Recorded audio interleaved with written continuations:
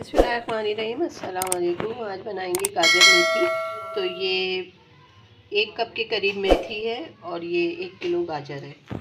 और गाजर को इस तरह से हमने काट लेना है। बाकी इसको हम काट लेते हैं और फिर आपको बताते हैं आगे हमें क्या करना है। ये गाजर बन रही है तो इसके लिए ये मैंने एक प्याज लिए और इसमें आधा कप ऑयल डाल दिया। फिर डलेगा इसमें मसाला, मेथी और गाजर। तो ये सर्दियों में बहुत अच्छी लगती है। इसमें गुड़ भी डलता है, वो हम आखिर में डालेंगे। और पिसा हुआ गरम मसाला, खटाई पाउडर, मसाला आपके सामने ही डालेंगे और फिर आपको बताते जाएंगे। और ये चावल की रोटी से बहुत मज़े की लगती है। तो और बाजरे की रोटी से, मकई की रोटी से मक्खन वगैरह डाल के खा सकते हैं। बहुत बहुत ही मज़े की लगती है। तो ये मुझे यकीन है कि आपको ये रेसिपी अच्छी लगेगी इंशाल्लाह। बस अभी ये प्याज हो जाए तो फिर हम इसका मसाला बनाते हैं और वो मैं आपको बताऊंगी। ये है इसका मसाला जो हम गाजर में डालेंगे। 1 टेबल स्पून पिसी हुई लाल मिर्चें हैं, नमक हस्बे जायका है, आधा टीस्पून धनिया पाउडर है और आधा ही टीस्पून ज़ीरा पाउडर है और चौथाई टीस्पून हल्दी है और 3 हरी मिर्चें हैं। वो जब प्याज हो जाएगी तो हम हरी मिर्चें डालेंगे और लहसुन अदरक का पेस्ट 1 टेबल स्पून डलेगा और आखिर में डलेगा पिसा हुआ गरम मसाला, खटाई पाउडर और थोड़ा सा गुड़।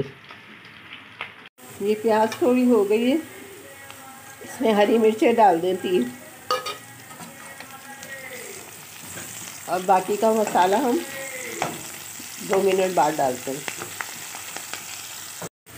ये प्याज हो गई है हल्की सी पिंक, बस हमें इतनी ही करनी थी। और अब हम इसमें सारा मसाला डाल देंगे जो मैंने अभी आपको बताया था। इसमें लहसुन अदरक पेस्ट भी है। इसको अच्छी तरह भूनने के बाद हम इसमें भूनेंगे मेथी।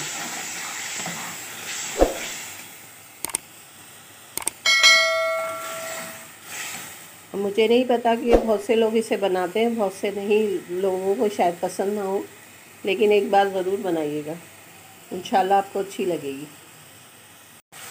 ये देख लें मसाला भून रहा है, थोड़ी सी देर है अभी भूनने में। इसमें मेथी डाल देते हैं ताकि दोनों चीज़ें साथ ही भून जाए।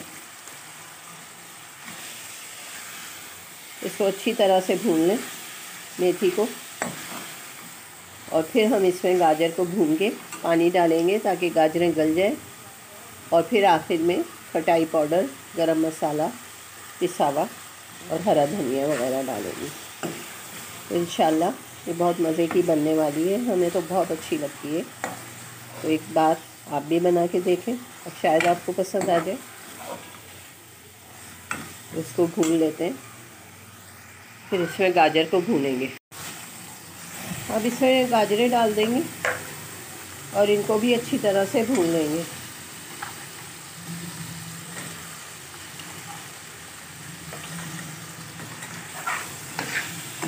और फिर इसमें पानी डलेगा। चले मैं गाजरें भूनती हूँ फिर आपको बताती हूँ। ये देख रहे हैं भून रही है गाजर। बस अभी थोड़ी सी देर में ये मुकम्मल तौर पे भून जाएगी तो हम इसमें पानी डाल देंगे और इसको गला लेंगे अच्छी तरह से, क्योंकि ये जितनी अच्छी गली होती है इसमें जायका उतना ही अच्छा आता है।